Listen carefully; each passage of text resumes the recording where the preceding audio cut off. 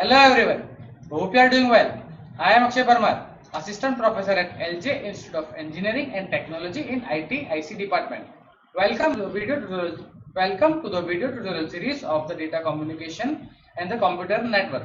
Today we will discuss about the asynchronous transfer mode, and in that we will discuss about DQDB. Right? So for this today's session, we will first of all discuss an ATM, the asynchronous transfer mode. Right? Let's begin with the asynchronous transfer mode. What is asynchronous transfer mode according to you? Then it is the stand for the ATM, right? The ATM is a cell network, right? Asynchronous transfer mode is a cell network. A cell network uses the cell as the basic unit of the data exchange, right? As you can observe in this figure, that a cell is defined as a small and the fixed size of block of information, right? As you can see that this is the small size of information. So this is a small size of block of information there. ATM is using the asynchronous time division multiplexing. That is why it is called the asynchronous transfer mode to multiplex the cell coming from the different channels. As you can see that we have three channels A, B and C. In that we are getting and so many cells which is having an information. From the channel A we are getting an A1, A2 and A3. Likewise from the B channel we are getting the B1, B2, B3. From the C channel we are getting the C1, C2 and C3 cells, right? That all are multiplexed with the use of the asynchronous time division multiplexing, right? So that is the outcome of that, right? At the first clock time the channel 2 doesn't have any cells, right? So in the channel 2 that doesn't have any cells, we can say that as the empty input slot. So the multiplexer fills the slot with the cells which is coming from the third channel, right? So as you can observe that first of all at the first clock time signal channel is filled with the A1, and after that the channel 2 doesn't have any active cells, right? So it is considered as an empty input slot and it is filled with the third channel cell, right? So that's how the channel is filled, right? That's about the asynchronous transfer mode. Let us discuss about the ATM architecture, right? So what is ATM asynchronous transfer mode? It is a switch network, as we have discussed.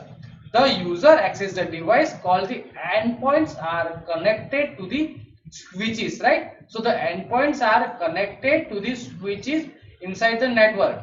The switches are connected to each other using the high speed communication channels, right? So remember that the switches are connected to each other using the high speed communication channels, right? The connection between the two endpoints are established through the transmission path, virtual path or a virtual circuit, right? So what do you mean by the transmission path, right? So have you heard a transmission path term before?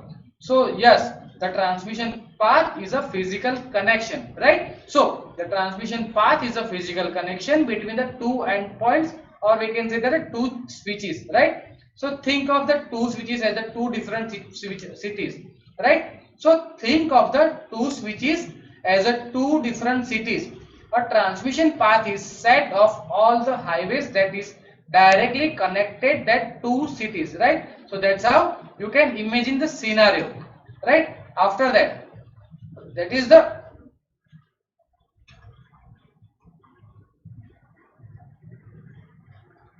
let's see the diagram about that, right? So this is the architecture diagram of the ATM, right? In that the transmission path is divided into the several virtual paths.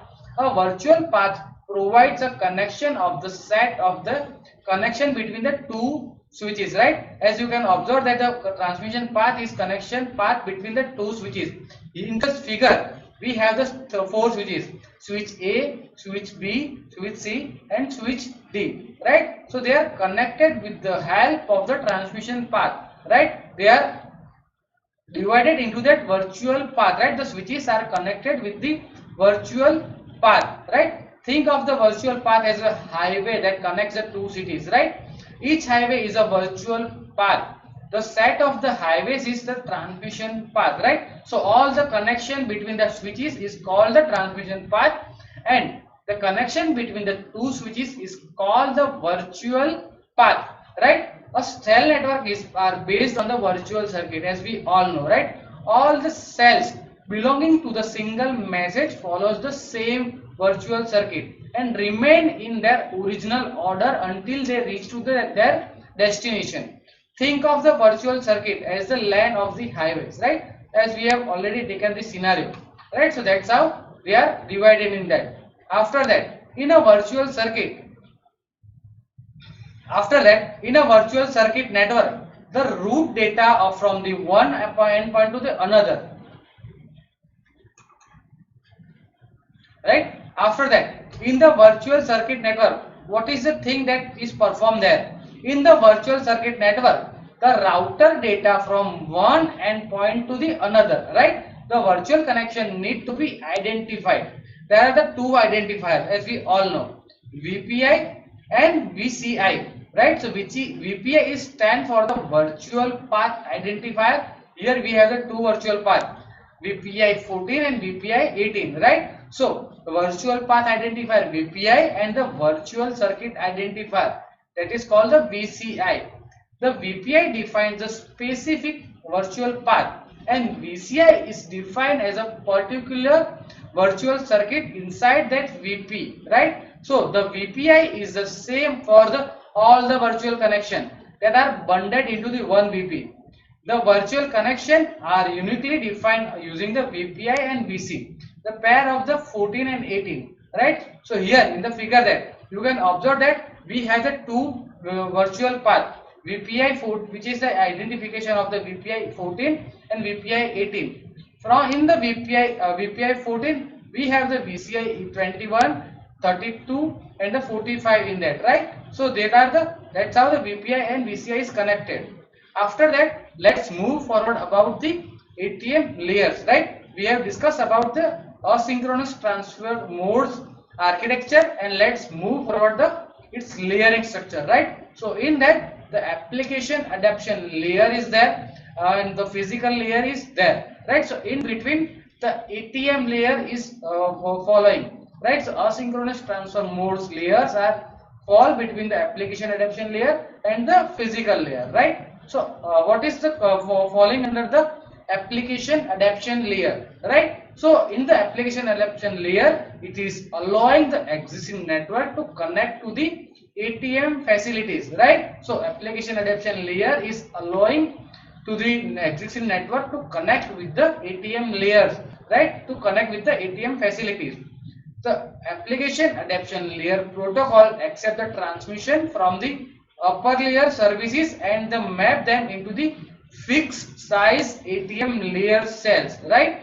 Their transmission can be any type. It can be a voice, it can be a data, it can be a audio, it can be a audio, it can be a JPG file, it can be a .txt file or anything, right? It can be a voice, data, audio and video file or anything, right? At the receiver, this process is reverse segment the assemble into the original format and pass to the receiver services, right? This is the basic task of the application adaptation layer. From the total 5 sub layer of the application adaptation layer, AAL5, the application adaptation layer 5 sub layer is used for the accepting an IP packet of the no more than 66,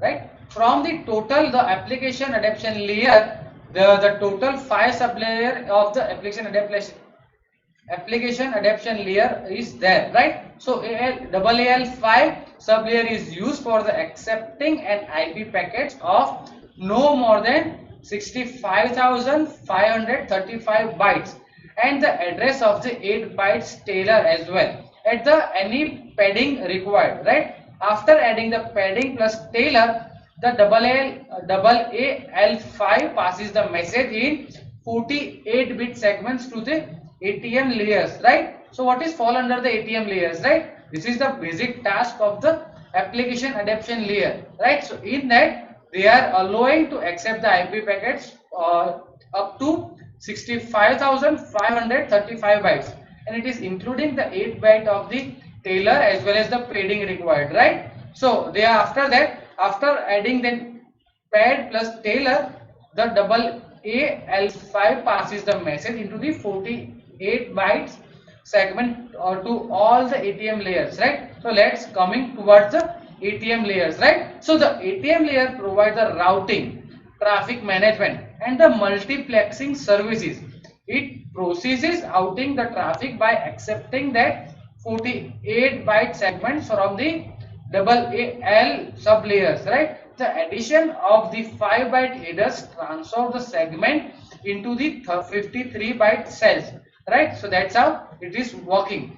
Let's see its structure, right? So a cell is a 53 byte in the length with the 5 byte allocated to the header and 48 bytes are carrying to the payload, right? Header is occupied by the VPI and the VCI, right? As you can observe in the figure there, the header is occupied by the VPI and the VCI, which is having a 5 byte, right? And after that, the payload is having a 48 byte length. That's how it is. Its cell length is the 53 byte long, right? So as the figure shows the ATM cell structure in that, right? After that, we have seen that the application adaptation layer, and after that we have seen an asynchronous transfer modes layers, right? After that, at the end, the physical layer is there, right? So what does it defines? The physical layer defines the transmission medium, be it transmission, encoding and decoding, and the electrical to optical transmission, right? It provides the mechanical of the transforming the flow of the cells into the flow of the byte. It provides the mechanical of the transforming the flow of the cells into the flow of the bits, right? So that is the basic functionality of the physical layer. So in this session we have seen the how the asynchronous transfer mode is working. In that we have seen its architecture, how the switches are connected, how the end nodes are connected and all that. And at the last we have seen the asynchronous transfer modes layering technology, right? So the ATM layer is falling between the AAL layers and the physical layer, right? So application adaptation layer and the physical layer, right? They are there. So we have seen the actual working and actual basic functionality of the application adaptation layer, how it is working, how its frames are for framing, right? That all the things we have seen in this session. After that we have seen an ATM layers, and at the end we have seen the physical layer, right? The physical layer defines the transmission medium, bit transmission, encoding, decoding, electrical to optical transmission, and all the things are handling at the physical layer, right? So that's all about the asynchronous transfer mode. So let's see the frame relay. What do you mean by the frame relay? And what is the frame relay according to you, right? The frame relay is the high performance wide area network protocol, right? That is operated at the physical and the data link layer of the OSI model, right? So remember that. Where does the frame relay is working? The frame relay is a protocol which is operate at the physical and the data link layer of the OSI model, right? X.25 protocol has the 64 kilobyte per second data rate, whereas the frame relay operates at the higher speed of the 1.5 Mbps over the digital signal level 1 or 44.736 Mbps over a digital signal of the level 3, right? So this is a really high speed data network, right? Frame relay is used to transfer a large amount of the data in the short time, right? As it is offering a high data speed, so we can transfer the high amount of the data in the short time. This is the basic pros of the, or we can say that this is the basic advantage of the frame relay. The frame relay is really cheaper compared to the other WAN technologies, right? Or other WAN protocols. The frame relay is an less expensive than other wide area networks protocols, right? The frame relay has an error detection at the data link layer only. There is the no flow and error control there, right? So that's all about the frame relay. So let's discuss about the how the frame relay networks form. Right? In the figure shown that the example of the frame relay network control to the internet. Right? So we have the LAN. In that we have connected the end node.